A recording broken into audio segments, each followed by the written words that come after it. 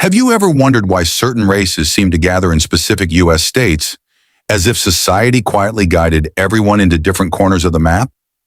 Why certain races cluster in specific U.S. states?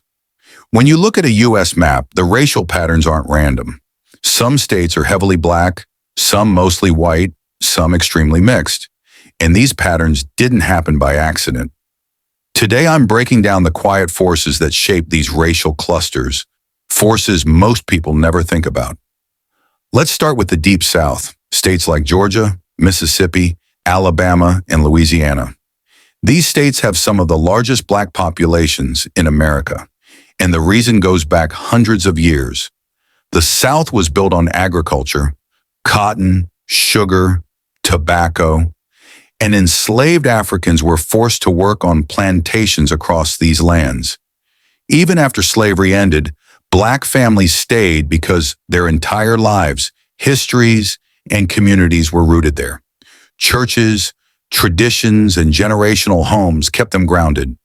But there's something else people forget. When the Great Migration happened, when millions of black Americans moved north, many stayed behind because they wanted to protect their culture, identity, and sense of home today. That's why states like Georgia remain cultural powerhouses for Black America, from music to politics to entertainment. Now look at the northern Mountain West, places like Idaho, Montana, Wyoming, and the Dakotas.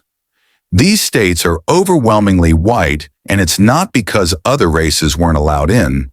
It's because of geography, opportunity, and isolation.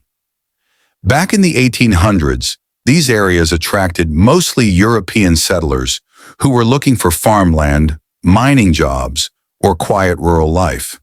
The harsh winters, remote land, and the lack of urban development made it less appealing for diverse populations. When early white settlers built towns there, the pattern continued. People tend to move where they see people like themselves. It's human psychology, and so those states stayed heavily white. During the early 1900s, millions of black families left the South for better opportunities. This was the Great Migration. They moved to states like New York, Illinois, Ohio, and Michigan because factories were hiring, racism was less violent, and the pay was higher. That's how cities like Chicago, Detroit, and Harlem in New York became cultural centers for Black Americans. This is why the northern states today still hold large, diverse Black populations, because they were built by those families who moved seeking freedom and opportunity. If you look at California and Texas, they are melting pots: Black, white, Hispanic, Asian, Middle Eastern, everything. Why? California had the gold rush, Hollywood and tech, opportunity after opportunity that pulled in every race. Texas borders Mexico. So Hispanic culture has always been deeply rooted there. Add in oil industries, military bases, and booming cities, and you get a racially blended state.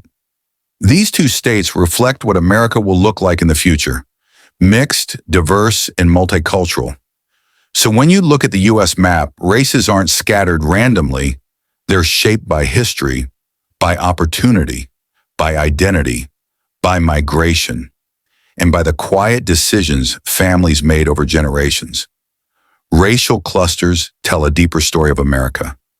And once you understand it, the entire map starts to make sense.